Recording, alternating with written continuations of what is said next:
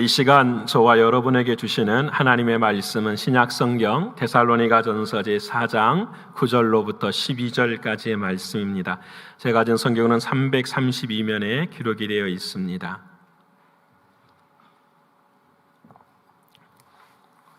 데살로니가전서 제4장 9절로부터 12절까지의 말씀입니다. 우리 다 찾으셨으면 이 시간에 함께 읽겠습니다. 형제 사랑에 관하여는 너희에게 쓸 것이 없음은 너희들 자신이 하나님의 가르치심을 받아 서로 사랑함이라. 너희가 온 마게도냐 모든 형제에 대하여 과연 이것을 행하도다. 형제들아 권하노니 더욱 그렇게 하고 또 너희에게 명한 것 같이 조용히 자기 일을 하고 너희 손으로 일하기를 힘쓰라. 이는 외인에 대하여 단정히 행하고 또한 아무 궁핍함이 없게 하려 함이라. 아멘. 오늘도 허락하신 하나님의 말씀 중심으로 해서 형제 사랑은 하나님의 뜻입니다 라는 제목으로 주님 말씀 나누고자 합니다. 옆에 분하고 한번 할까요? 형제 사랑은 하나님의 뜻입니다. 형제 사랑은 하나님의 뜻입니다. 믿으십니까? 예, 다 기억하지만 이 말씀은 특별히 더 기억하기를 원합니다. 형제 사랑은 하나님의 뜻입니다.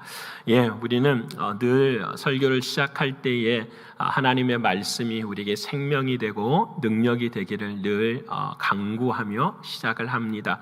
하나님의 말씀이 생명이 되는 이유는 생명 되신 예수 그리스도 그분밖에 없지 않습니까?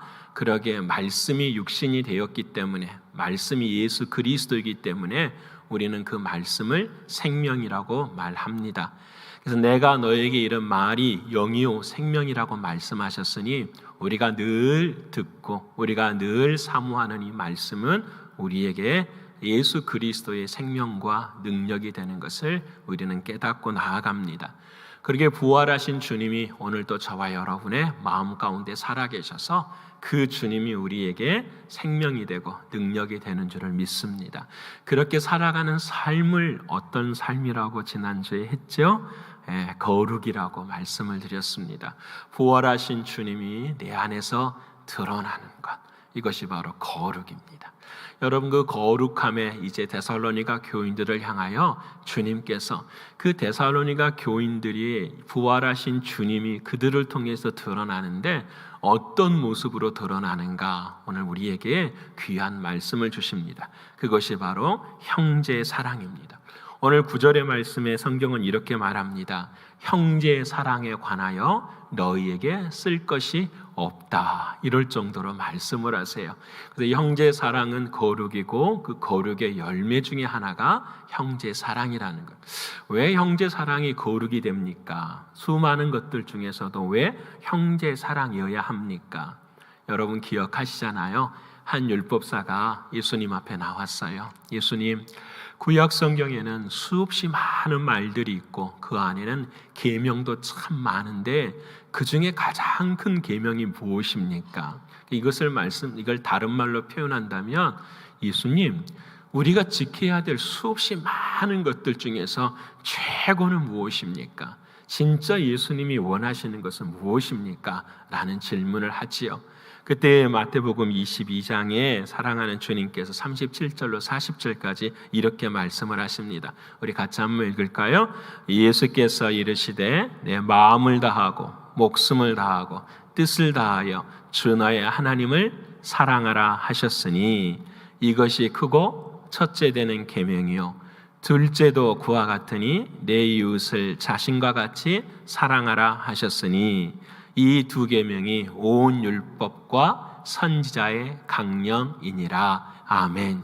믿으십니까? 자, 첫 번째는 온 마음과 온 뜻과 온 정성을 다하여 사랑하는 하나님을 사랑하는 것이에요. 근데 여러분, 중요한 것은 우리가 온 마음과 온 뜻과 온 정성을 다하여서 주님을 사랑할 수가 없어요. 여러분, 이것이 참 중요한 진리예요. 여러분, 오늘도 내가 예배를 통하여서 하나님 앞에 나와서 온 마음과 온 뜻과 온 정서로 주님을 사랑해야지 하는 순간 우리는 무너지고 말아요. 여러분, 우리가 할 수 없기 때문에 우리는 그 말씀을 듣고 누구를 의지해야 될까요? 사랑하는 주님을 의지하는 거예요. 내 안에 부활의 주님, 나는 할 수 없지만 주님이 하신다면 주님과 손잡고 걷기를 원합니다. 주님, 나에게 그 사랑을 베푸신 하나님의 사랑 경험케 하여 주시옵소서. 그래서 여러분, 사랑의 완성은 우리에게 있는 것이 아니라 내 안에 계신 주님께 있어요. 지금 예배 시간에 내 안에 주님이 살아계시지 않으면 우리는 육신으로밖에 예배를 드릴 수 없는 거예요. 내 안에 계신 부활하신 주님을 붙잡고 드리는 예배야말로 진정한 예배예요. 그것이 사랑이에요. 왜냐하면 사랑하는 주님이 최후의 만찬을 하시고 난 다음에 제자들의 발을 씻기시고 그리고 자신의 살과 피를 나누어 주시고 말씀하세요. 이것은 너희를 향한 새 계명이라 이렇게 말씀을 하세요. 그 새 계명이 무엇입니까? 오늘 나와 있는 온 계명과 온 율법의 강령은 하나님을 사랑하고 이웃을 사랑하는데 이 사랑을 할 수 있는 새 계명, 그것을 주노니 그것이 무엇이냐면 내가 너희를 사랑한 것 같이 너희도 서로 사랑하라예요. 우리는 서로 사랑할 수 없는 존재인데 내가 너희를 사랑한 것 같이 어떻게 해요? 십자가에서 죽으시고 우리에 찾아오셔서 우리의 주인이 되어주신 그 예수 그리스도 사랑이 우리 안에 있을 때에 우리는 서로 사랑하게 되는데 어떻게 사랑할 수 있냐면 온 마음과 온 정성과 온 뜻을 다하여 하나님을 사랑하게 돼요. 왜? 예수의 사랑을 알았기 때문에. 그 사랑과 동일하게 누구도 사랑하게 되냐면 형제, 이웃을 사랑할 수 있게 되는 거예요. 그러기에 하나님의 사랑과 이웃의 사랑은 똑같은 거예요. 양에 있어서 똑같고 질에 있어 똑같아요.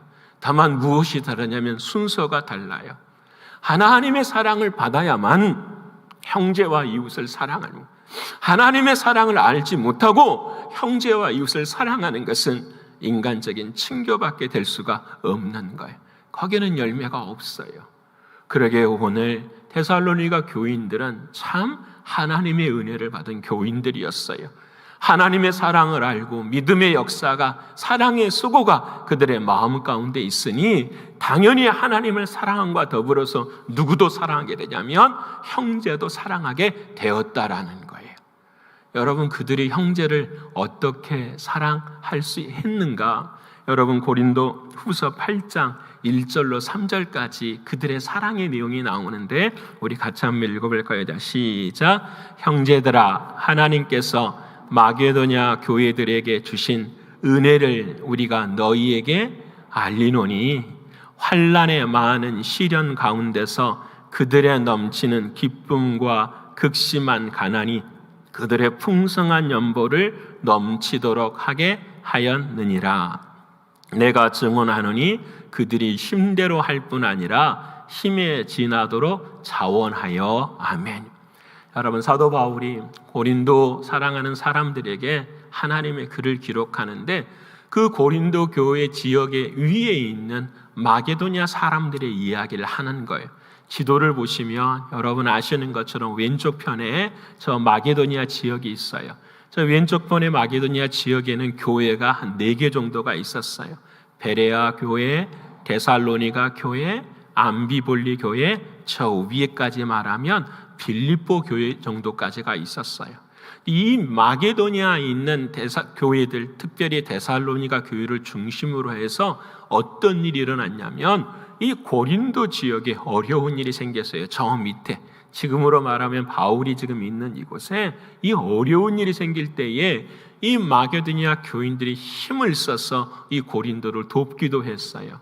근데 더 큰 데를 도운 것이 언제였냐면 AD 46년에서 48년 정도 될 때에 예루살렘에 극심한 기근이 일어났어요. 여러분, 먹을 것이 없어서 아사하는 지경의 사람들이 일어났어요. 모든 교회의 어머니 교회와 같은 그 예루살렘 교회가 휘청휘청한 거예요. 그 소식을 누가 듣냐면 마게도니아 지역에 있는 데살로니가 교인들이 들어요. 근데 여러분, 지금 이 마게도니아 지역의 데살로니가 교인들의 모습은 어떠해요? 여러분, 순교가 있잖아요. 핍박이 있잖아요. 그들도 삶의 자리에서 힘들고 어려운 상황인데 그 소식을 듣고 어떻게 해요? 그 예루살렘 교회를 도와요. 도우는데 어떻게 돕느냐? 고린도후서 말씀처럼 힘을 다하여 돕는데 힘을 넘어서 자원하는 마음으로 도울 정도가 되었다라는 거예요. 자기들도 힘들고 어려워요. 근데 자신들의 모든 것들을 더해서 그 예루살렘 교회와 고린도 교회를 도왔다라고. 그래서 오늘 9절의 말씀에 여러분들을 향한 형제 사랑에 관한 말에 대해서는 내가 할 말이 없다. 당신들은 정말 잘하고 있다. 다시 말씀드리면 부활의 주님의 거룩함의 길에 여러분들이 순종하며 걸어가고 있다라고 말씀을 하고 있는 거예요. 사랑하는 여러분, 연단의 때에 우리 모두가 다 힘들고 어려운 삶들을 살아가고 있어요. 하지만 오늘 데살로니가 교인들에게 주님께서 칭찬하신 것처럼 우리들도 그러한 칭찬을 받기를 원합니다. 단순히 경제적인 연보를 가는 것이 아니라 믿음에 대해서도, 섬김과 봉사에 대해서도, 특별히 우리가 삶을 살아가는데 모든 관계 속에서도 이런 칭찬, 다시 말씀드리면 사랑이 흘러내릴 수 있는 저와 여러분의 신앙과 믿음이 되기를 소원합니다. 그러면 오늘 데살로니가 교회는 어떻게 그 일을 감당할 수 있었을까? 그들 안에서 주님이 역사하시는 것은 도대체 무엇이었을까? 오늘 그 다음 본문의 말씀들을 통해서 말씀해 주세요. 오늘 이 말씀들을 저희 자신의 삶 가운데 적용하심으로 저와 여러분도 주님이 말할 것 없는 사랑의 사람이라고 칭찬받을 수 있는 우리 모두가 되기를 원합니다. 그런데 오늘 본문의 말씀 좀 독특해요. 돈 소유가 많아서 형제 사랑을 이루라는 그런 말씀을 하지 않으세요. 진짜 형제 사랑이 무엇인가? 다시 말씀드리면 내가 가진 것을 통해서 남을 도와줄 수 있는 건 결과인데 그 결과가 이루어지기 전에 우리의 마음속에서 주님의 부활하신 주님의 역사가 어떻게 이루어져야 되는가, 이게 중요한 거예요. 한 가지, 한 번, 두 번 내가 다른 사람을 도와서 내 마음에 형제 사랑이 있다고 말하는 것이 아니라 그 결과를 이루어내기 동안 내 안에서 어떻게 주님이 역사하시는가, 이것을 누리고 이것이 경험되어질 때에 참된 사랑이 되는 것을 우리에게 말씀해 주시는 거예요. 그리고 오늘 첫 번째로 그들은 형제와 자매를 어떻게 사랑했는가, 11절의 말씀이에요. 우리 11절의 말씀을 이 시간에 같이 한번 함께 읽어보기를 원하는데요. 준비가 될까요? 예, 한번 같이 한번 읽겠습니다. 시작. 또 너희에게 명한 것 같이 조용히 자기 일을 하고 너희 손으로 일하기를 힘쓰라. 첫 번째는 조용히 자기 일을 하는 거래요. 우리 옆에 분하고 말하십시다. 조용히 자기 일을 하십시다. 조용히 자기 일을 하십시다. 이것이 도대체 형제 사랑하고 무슨 관계가 있을까요? 근데 여러분, 관계가 있어요. 조용히 자기 일을 하는 거예요. 왜 그 당시에는요, 이 말을 바꿔보면, 우리가 생각해보면 역사적으로 조용하다라는 말의 반대는 시끄럽다라는 거잖아요. 시끄러운 일들이 있었어요. 근데 왜 시끄럽느냐? 자기 일을 하면 시끄럽지 않은데 자기 일을 하는 것이 아니라 누구 일을 하는 거죠? 남의 일을 하는 사람들이 있었다라는 거예요. 남에 대해서 이야기하고 남에 대해서 말하는 사람들이 있었어요. 그런 사람들의 모습이 왜 일어났느냐? 이 데살로니가 교회, 이제 다음 주에 우리가 예수님의 재림에 대하여서 데살로니가 교인들이 가지고 있는 오해를 함께 나눌 터인데, 그 당시에 이 데살로니가 교인들이 이렇게 생각을 했어요. 와, 주님이 곧 오신대. 주님이 곧 오셔. 주님이 곧 오시니까 이 세상에 살아가면서 우리가 내일은 하지 말고 뭐만 하자. 곧 오실 주님의 일만, 주님만 우리가 섬기는 그 일만 하자라는 거예요. 세상의 일은 전부 다 팽개쳐 버리고 그냥 어떻게 주님 오시는 날만 준비하면서 하자. 열심히 세상을 살아가는 사람들한테 가서 이야기를 하는 거예요. 야, 세상 일 하는 거 쓸데없어. 주님 일 해야 돼. 당신이 이렇게 세상 일 하는 데다가 주님 못 만나면 어떻게 해? 주님 붙잡고 살아야지. 사람들을 다니면서 이렇게 사람들에게 자신을 조용히 하는 것이 아니라 시끄럽게 하면서 자신들이 생각하는 것들을 암묵적으로 공격하고 판단하기 시작하고, 자신들은 일도 하지 않으면서. 그러니까 어떻게 돼요? 시끄러워지기 시작해요.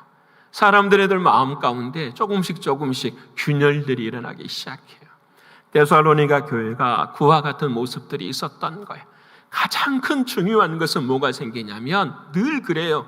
정죄가 생기고 판단이 생기는 거예요. 나의 교리가 이래, 나의 경험이 이래, 나의 신앙이 이래. 여러분, 이것 앞에서 전부 정죄하고 판단해요. 그래서 우리는 예수 이름으로 정죄하고 판단할 때는 내 스스로 면죄부를 받는 것 같아요. 왜냐하면 내가 신앙이 좋으니까, 내 신앙이 맞으니까. 여러분, 그렇지 않잖아요. 참된 신앙은 정죄하고 판단하는 것이 아니라 예수님의 사랑을 어떻게 해요? 느끼고 경험하는 거잖아요. 여러분, 다른 교리나 경험이나 세상의 그 어떤 것보다 중요한 것은 뭐가 중요해요? 예수가 중요해요. 믿으십니까? 예수가 중요해요. 예수가 중요하다는 말씀은 제가 처음 말씀드린 것처럼 늘 언제나 하나님의 말씀이에요.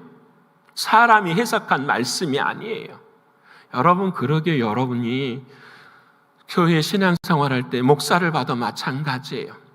저는 어쩔 때 목사를 영적인 아버지라고 부를 때는 두렵고 무서워요.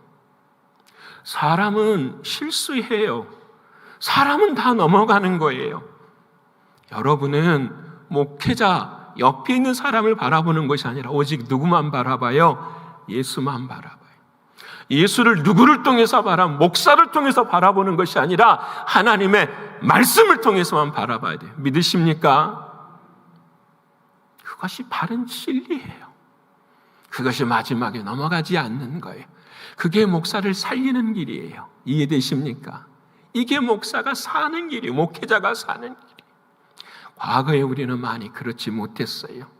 그러나 이제는 그렇게 살기를 원해요. 여러분, 신학이나 교리나 경험이 아니라 오직 나에게 주시던 부활의 주님으로 인한 주님의 말씀 위에 서서 누구만 바라봐요? 예수만 바라봐요. 그때에는 시험이 없어요. 그때는 아픔이 없는 거잖아요. 여러분, 지난 새벽에 기드온 이야기를 했어요.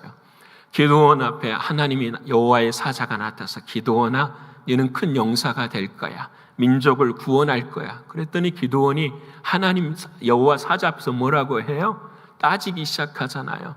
당신이 진짜 하나님이셔? 당신이 진짜 하나님이시라면 어떻게 우리를 이렇게 고난 가운데 내놓을 수가 있어? 안 되는 거잖아. 당신이 애굽에서 백성들을 구원했어? 근데 왜 우리는 구원하지 않아요? 라고 하면서 여호와의 사자 앞에서 끝없는 컴플레인을 하는 거예요. 사람, 이게 우리들의 모습이잖아요. 시끄럽잖아요. 그런데 그때에 하나님께서 그 기드온의 믿음을 새롭게 하시기 위해서 행하신 것이 있는데, 그것이 무엇이냐면 예물을 가져왔는데 그 예물에서 어떻게 해요? 바닥에 반석에 두었더니 그 예물이 불이 타는 거예요. 제사는 불이 타야 돼요. 여러분의 마음에 오늘 또 예배에는 심령의 마음에 불이 타야 돼요. 내가 가진 지식 위에 또 다른 지식을 얻는 것이 아니라 내 마음에 불이 타서 사라지고 없을 그 죄들이 사라질 때에 내 안에 누구를 집어넣는 거예요? 나를 사랑하시는 예수, 그분만 집어넣는 거예요. 그것이 진리잖아요. 그것 때문에 천국 가는 거잖아요. 기드온이 그러지를 못하니 하나님이 그걸 보여주시는 거예요. 네가 예물 가져왔느냐? 자, 봐라. 그 반석에서 불이 나서 예물을 태워요. 지팡이가 아니라, 지팡이는 나의 힘과 능력이 아니라 하나님의 도구가 되어지는 자신의 삶을 바라보는 거예요. 사랑하는 성도 여러분, 오늘 저와 여러분의 삶 가운데도 조용하게 할 수 있는 은혜가 있기를 소원합니다. 어떻게 하면 조용해질 수 있을까? 간단해요. 다른 사람들에게 그 패기치는 것을 사랑으로 넘어갈 수 있으면 돼요. 말하지 않는 거예요. 그때 이 기드온이 탁 반석에서 불이 나서 재물을 타니까 기도니 손들고 주 앞에 나와서 뭐라고 말해요? 주여, 내가 두렵습니다. 내가 이제 슬픕니다. 내가 죽게 되었습니다. 회개하는 거잖아요. 아무것도 내가 할 수 있는 것이 아무것도 없었는데 그 아픔과 슬픔을 주님 앞에 고백하는 것. 여러분, 우리도 마찬가지. 힘들고 어려울 때 마찬가지. 오늘 본문의 말씀을 영어로 정말 중요한 그 주님은 이렇게 말씀을 하세요. To make it ambivalent 이렇게 이야기를 해요. To make it ambition. 여러분, 이 ambition이라는 단어가 야망, 소망이라는 거예요.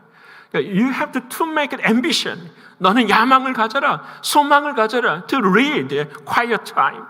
조용한 시간, 조용히 행할 수 있을 그것을 너의 야망과 소망으로 가져라는 거예요. 여러분, 이해되십니까? 오늘 저와 여러분의 삶에 한 가지 하나님이 주시는 ambition, 야망이 있는데 그 야망은 무엇이냐면 나의 입으로 떠드는 것이 아니라 오직 한 가지 뭐예요? quiet time.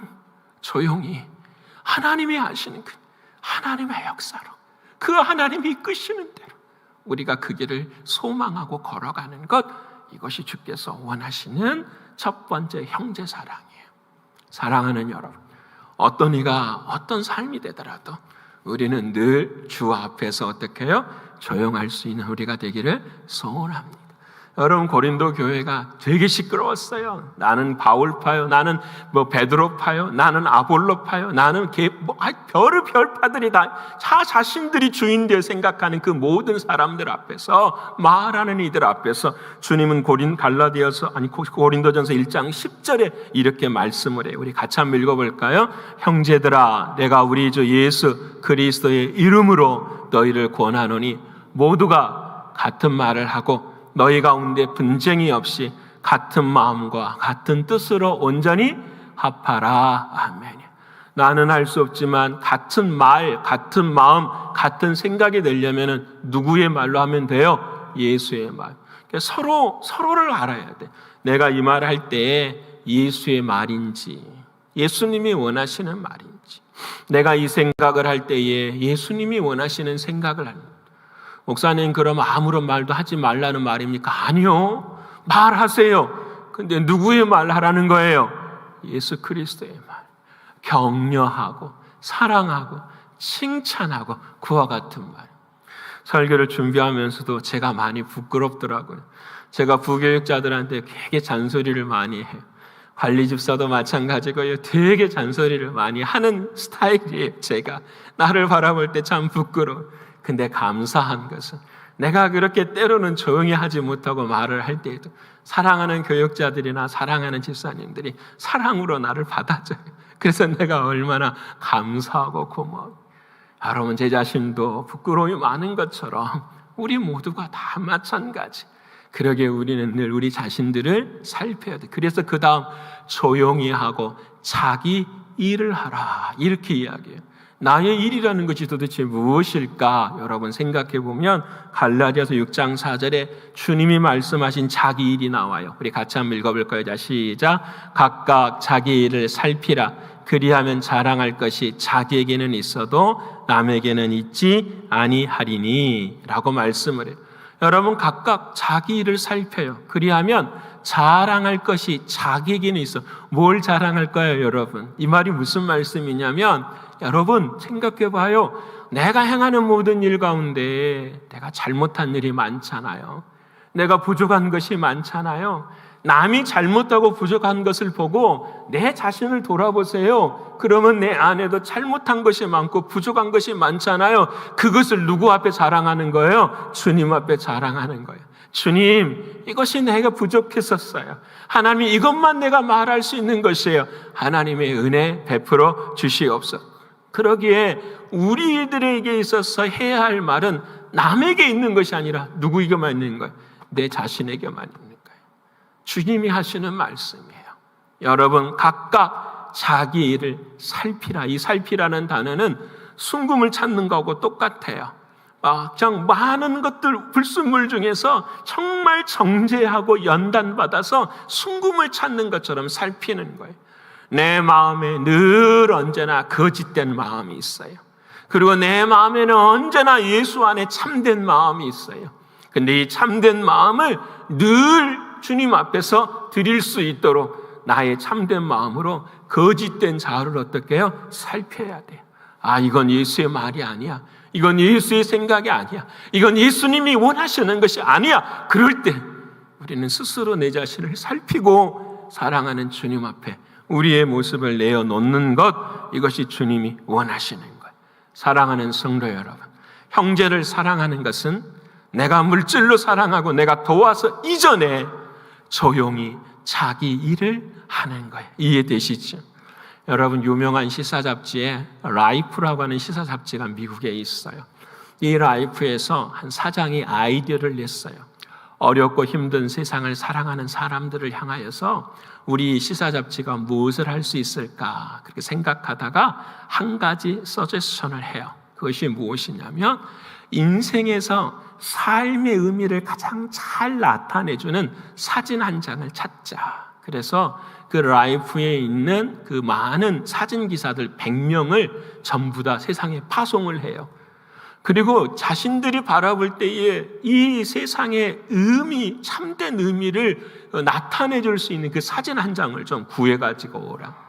여러분, 수많은 사진들이 다 재집되었는데 그 중에서 1등으로 딱 걸린 사진 하나가 바로 프랑스의 브리틴이라고 하는 곳의 등대예요.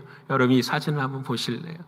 여러분, 잘 보실지는 모르겠어요. 정말 저 프랑스에 찾아봤더니 브리틴이라는 등대가 있어요. 여러분, 막 소용돌이가 쳐요. 와, 시끄러워요. 엄청나게 복잡하고 어려운 상황이잖아요. 근데 저 중앙에 여러분 혹시 보이십니까? 문이 하나 있고요. 그 문 안에 누가 있어요? 사람이 한 사람 딱 있어요. 등대지기가 딱 있어요.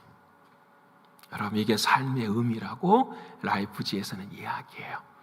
세상의 시끄러움과 혼돈 속에서도 등대와 저 등대지기처럼 묵묵히 저 혼란 속에서 누구 일을 감당하는 거야? 자기 일을 감당하는 사람. 이 사람이에요. 우리는 누구 앞에서요? 주님 앞에서. 사랑하는 주님이 일하시고 사랑하는 주의 은혜를 나눌 수 있는, 사랑하는 여러분, 조용히 자기 일을 감당함으로 우리 모두가 다 형제를 사랑하는 저와 여러분 되시기를 축원합니다. 두 번째로 오늘 본문의 말씀에 11절에 너희 손으로 일하기를 힘쓰라 그렇게 말씀하세요. 옆에 분을 합시다. 너희 손으로 해야 됩니다. 이 말이 좀 잘못됐네요. 다시 한번 합시다. 나의 손으로 해야 됩니다. 나의 손으로 해야 됩니다. 여러분, 나의 손으로 해요. 여러분, 쉽게 설명하면 그런 거겠죠. 내가 내 손으로 일하는가. 그런데 저는 이 말씀이 좀 굉장히 많은 기도가 요구되었었어요. 당연히 내 손으로 일하는 거 맞지요. 그렇게 살아가는 것이 맞는 건데 왜 이렇게 썼을까? 이 시대의 배경을 찾아보면은 이제 아까 말씀드린 것보다 한 가지가 더 나가요. 사람들이 예수님의 재림이 곧 오신다고 막 하면서 옆에 있는 사람들을 막 간섭하기 시작하는 거예요. 너의 신앙이 잘못됐어. 너의 신학이 잘못됐어. 막 간섭하면서 이 사람들이 무엇을 하기 시작하냐면 자기 일을 하지 않아요. 자기 손으로 일하지 않고 이제는 사람들 사이에서 돌아다니면서 이야기하면서 밥 한 끼도 얻어먹고 저녁도 얻어먹고 아침도 얻어먹고 그러기 시작한 거. 그런데 자신들의 계획 속에 사랑하는 주님이 일찍 안 오시는 거예요. 시간이 한 달이 지나고 두 달이 지나고 3개월이 지나기 시작하는 거예요. 얼마나 힘들었을까요? 그랬더니 온 교회에 그와 같은 사람들이 많아지기 시작하니까 이제는 많은 사람들이 뭘 느끼게 되죠? 부담을 느끼기 시작하는 거예요. 자기 손으로 일하지 않는 사람들로 인하여서 사람들이 어려움을 당하게 되는 거예요. 여러분, 이것을 오늘 성경은 말씀하면서 우리에게 이야기하시는 거예요. 여러분, 자기의 손으로 일을 해야 합니다. 이건 너무 당연한 거예요. 근데 요즘 생각하면 우리 교우들뿐만 아니라 지금의 시대는 너무 자기 일만 하는 것 같아요. 세상의 일이 너무 바쁘니까 기도의 자리는 서지 못하고 예배의 자리도 서지 못해. 세상의 일에 힘 다 쓰고 에너지 다 쏟고 정신 다 쏟으니까 예배당에 나와서는 그냥 지치고 힘들어서 아무것도 하지 못하는 모습이에요. 여러분, 이 말씀을 두 가지를 살펴보면서 제 마음 가운데 주는 기회가 있었어요. 그러면 나의 손으로 일한다라는 것이 도대체 무엇일까라는 거예요. 나의 손으로 열심히 일해서 남을 돕는 것도 중요하지만 그 나의 손으로 일하는 영적인 의미가 무엇인가를 우리가 깨달아야 되지 않겠어요? 그러면 성경에 처음에 나의 손으로 일을 해야 될 때가 언제부터 나오냐면 인간이 죄를 짓고 난 다음부터 나와요. 특별히 남자들은 더 그렇죠. 사랑하는 주님께서 우리들을 향하여 창세기 3장 18절과 19절에 이렇게 말씀을 하세요. 우리 같이 한번 읽어볼 거예요. 시작. 땅이 내게 가시덤불과 엉겅퀴를 낼 것이라. 잠깐 스톱. 아무리 노력해도 여러분, 내가 아무리 수고하고 아무리 해도 땅에서는 무엇도 나와요? 가시덤불과 엉겅퀴가 나와요. 내가 1000불짜리의 능력을 갖고 일을 해도요, 한 주간 일을 해도 500불밖에 얻을 수 없는 열매, 이럴 수밖에 없는 것이 무엇이다? 인생이라는 거예요. 이게 땅이 저주받은 거예요. 그래서 너가 먹을 것은 밭에 무엇이라? 채소인즉 19절에 너가 흙으로 돌아갈 때까지 얼굴에 땀을 흘려야 먹을 것을 먹으려니 내가 그것에서 취함을 입었습니다. 이 말씀의 의미는 뭐예요? 내가 열심히 머리에 땀 흘릴 것만큼 흘리면 너는 이상의 부자가 될 거야. 그 말씀을 하신 것이 아니잖아요. 너가 얼굴에 땀을 흘려야 먹을 것을 먹는데 너가 그것에서 취함을 받았느니라. 내가 열심히 땀 흘리고 일을 하는데 그 얻는 열매를 바라보는데 그 열매가 뭐라는 거예요? 헛것이라는 거예요. 흙이라는 거예요. 먼지라는 거예요. 그러게 너는 흙이니 흙으로 돌아갈 것이니라. 그래서 이 흙 속에서 열심히 하라고 하시는 하나님의 말씀은 무엇이냐면 열심히 해야 하는데, 잘 들으셔야 돼요. 열심히 하는데 그 열심히 하는 것이 눈물이고 아픔이고 고통이에요. 그 눈물과 아픔과 고통이 내 앞에 있을 때에 우리는 어디를 바라볼 수 있다라는 거죠? 하늘을 바라보라는 거예요. 땅을 향하여서 소망이 없다, 안 된다, 절망한다, 좌절한다. 그때에 너희 믿음의 사람들은 너희의 생명은 어디에 있는 것을 알고 하늘에 있는 것을 알고 하늘을 바라보라라는 거예요. 믿으십니까? 여러분, 이것이 복음이고 이게 진리인 거예요. 다시 말씀드려요. 우리의 삶은 죄인으로서 허물과죄로 죽은 인생이에요. 안 되는 인생이에요. 하지만 내 안에 인생이 되는 인생으로 바뀔 수 있는 것은 예수 그리스도 그분이 내 안에 들어오실 때라는 거예요. 하나님의 생명이 내 안에 있을 때라는 거예요. 여러분, 이 말씀을 그 당시에 데살로니가 교인들에게 적용해 보십시다. 자기 손으로 열심히 일을 해요. 그렇죠? 근데 그 열심히 일한 것을 가지고 누구께 영광을 돌리는 거죠? 하나님 앞에 영광을 돌리는 거예요. 하나님의 내게 주신 사명, 하나님의 내게 주신 그 소명을 붙잡고 날마다 열심히 살아가되 누구를 위해 살아간다고요? 하나님을 위해 살아가는, 하나님의 영광을 위해 살아가는 거예요. 이것이 주님 앞에 패기치 않는 인생인 거예요. 여러분, 삭개오를 봅시다. 삭개오는 자기 손으로 열심히 일했어요. 세리가 돼서 욕도 얻어먹고 자신의 인생의 자리에 열심히 살았어요. 그런데 여러분, 뒤돌아보세요. 민족에게 피해를 끼쳤죠. 동족에게 피해를 끼치고 무엇보다도 그 백성을 수탈함으로 말미암아서 하나님 앞에까지도 피해를 끼치는 인생이 삭개오였어요. 열심히 일했어요. 근데 사랑하는 주님이 그 삭개오를 만나기 위해서 그곳으로 가시고 삭개오야 이름을 불러주시고 뭐라고 말씀하시죠?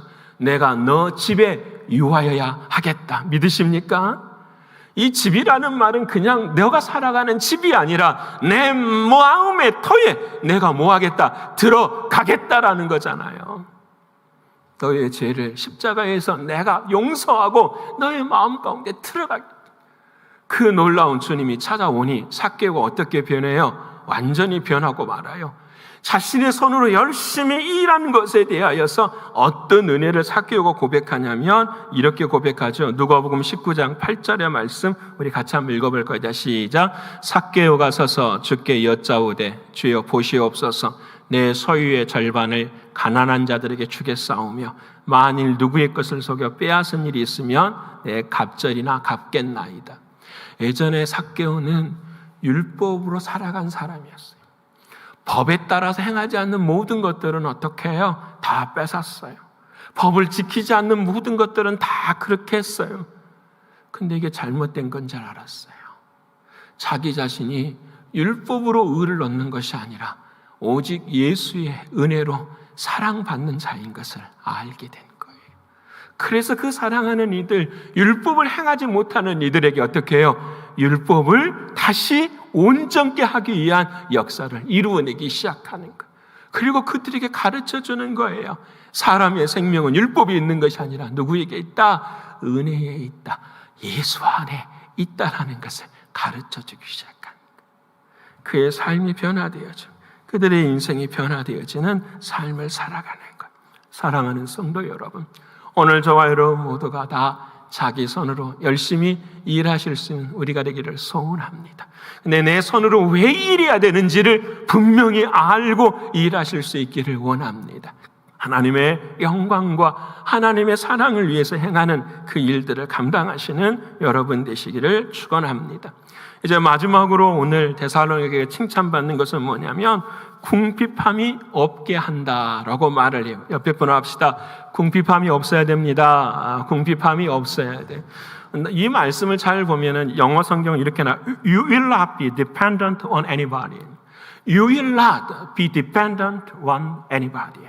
on dependent one이라는 말이 무슨 말이냐면 의지하다라는 말이잖아요. 근데 to anybody, 어떤 사람에게도 will not be, 의지하지 않는 인생. 다시 말씀하면 누구에게도 폐를 끼치지 않는 인생이 되기를 원한다라는 것이 오늘 주님의 마지막 결론이에요. 여러분, 오늘 본문의 말씀이 조용히 자기 일을 하고 자기 손으로 최선을 다할 때에 마지막 결론은 어떻게 되냐면 다른 사람들한테 폐를 끼치지 않는 인생이라는 거예요. 여러분, 너무너무 중요해요. 그래서 여러분, 신앙의 자립이 일어나야 돼요. 옆에 분을 합시다. 신앙에 자립해야 됩니다. 신앙에 자립해야 돼요. 여러분, 신앙을 독립하는 것이 아니라 신앙은 뭐 해야 돼요? 자립해야 돼요. 무슨 말씀인지 아시겠죠? 신앙은 남이 끄는 대로 가는 것이 아니라 내 안에 부활하신 주님과 더불어서 주님과 함께 내가 스스로 일어서는 거예요. 사도 바울이 그랬어요. 이렇게 고백하죠. 내가 풍부에 처할 줄도 알고 비천에 처할 줄도 알고 배고픔에 처할 줄도 안다. 나는 그 모든 것에 일체의 비결을 배웠노라. 내게 능력 주시는 자 안에서 내가 모든 것을 할 수 있느니라. 사랑하는 바울의 마음 가운데는 누구도 의지를 하지 않아요. 누구만 의지할까요? 오니 예수 그리스도, 그분만 의지해. 그분 안에서 참된 자유를 누리고 그분 안에서 세상을 살아가는 거예요. 근데 여러분, 신앙의 자립이 되어지면 무엇도 이루어야 되냐면 오늘 그 다음 말씀에 You will not be dependent on. 여러분, 다른 사람에게 폐를 끼치지 않도록 경제적인 무엇도 이루어야 돼요? 독립도 이루어야 돼요. 옆에 분하고 합시다. 경제적 독립을 이루어야 됩니다. 경제적 독립을 이해되십니까? 경제적 독립도 이루어야 되는 거예요. 오늘 본문의 말씀, 우리의 세상을 살아가면서 폐를 끼치지 않고 살아갈 수는 없어요. 아까 제가 말씀드린 것처럼 저도 사람들에게 잔소리도 많이 하고 폐를 끼치며 살아가요. 폐를 끼치는 것보다 더 중요한 것은 그 폐 끼치는 것을 뭘로 감싸는 거죠? 사랑으로 감싸 안아주는 거예요. 그 사랑으로 감싸 안아줄 수 있는 그 놀라운 은혜가 무엇이냐면 바로 우리 모두가 다 신앙에다 자립하고 경제적으로 뭐 하는 거죠? 독립하는 거예요. 이것을 말씀하고 있는 거예요. 저는 오늘 이 본문의 말씀에서 한 가지를 더 이야기를 하고 싶어요.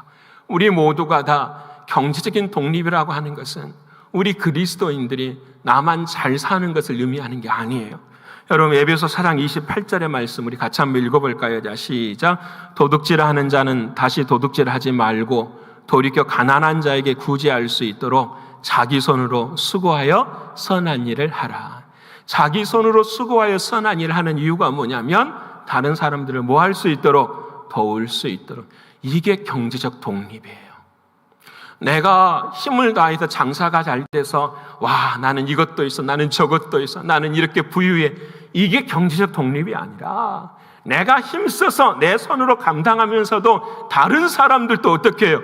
도우며 살아갈 수 있는 것, 이것이 참된 독립이라는 것. 믿으십니까? 여러분, 이 삶이 되어야 돼요. 제가 지난 수요일에도 새벽에도 한번 말씀드렸네요. 유대인들이 참 그렇게 살아가요. 여러분, 유대인들은 회당 안에 이스라엘에서 어려운 사람들이 오면은요, 그 이스라엘의 어려운 동족에 돈을 구워줘요. 그래서 그 사람이 일어설 수 있는 기반을 마련할 때까지 도우고 힘을 줘요. 그래서 그 사람이 정말 이 세상에서 패기치지 않고 살아갈 수 있을 때까지 힘을 써주세요. 그렇게 되니까 어떻게 돼요? 이 미국의 부를 다 어떻게 해요? 경제적인 것들을 다 소유할 정도예요. 여러분, 이들의 모습이 여기에서만 끝나는 게 아니에요. 이것들이 선한 모습까지도 가져가요. 여러분, 저는 오늘 빌 게이츠 이야기를 좀 하고 싶어요.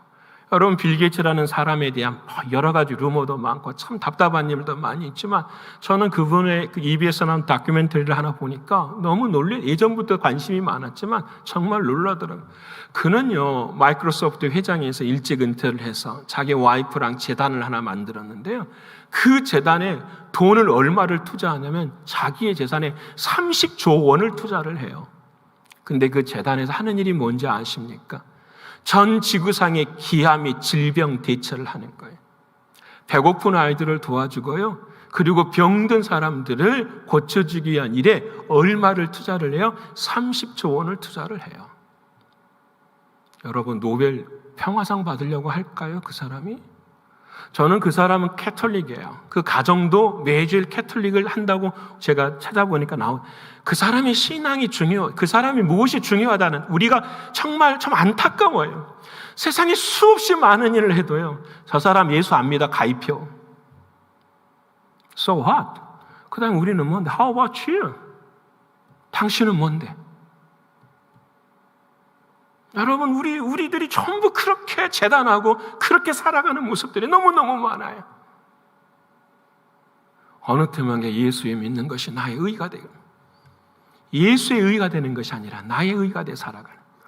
여러분, 그래서 이 빌 게이츠가 무슨 일을 하냐면 아프리카를, 그 기아의 난민들을 바라보는 게 뭐냐면, 모든 질병이 어디서 나와요? 물에서 나온다라는 거예요.